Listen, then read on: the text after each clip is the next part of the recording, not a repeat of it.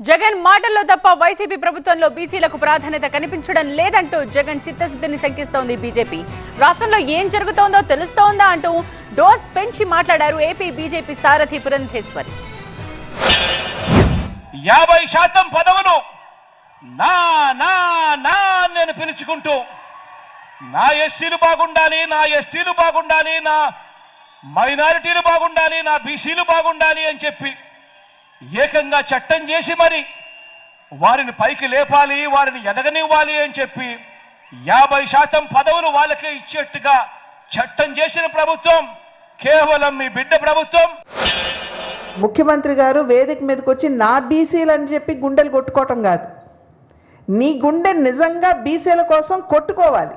కానీ నీ గుండె చప్పుడులో ఎక్కడా కూడా బీసీలకి ఆ ప్రాధాన్యత కావచ్చు, లేకపోతే వారి పట్ల ఒక రకమైనటువంటి సానుభూతి అనేది లేనటువంటి నేపథ్యంలో నిజంగా ఈ ప్రభుత్వం కొనసాగాల, ఆ ముఖ్యమంత్రి ఉండాలా అక్కడ.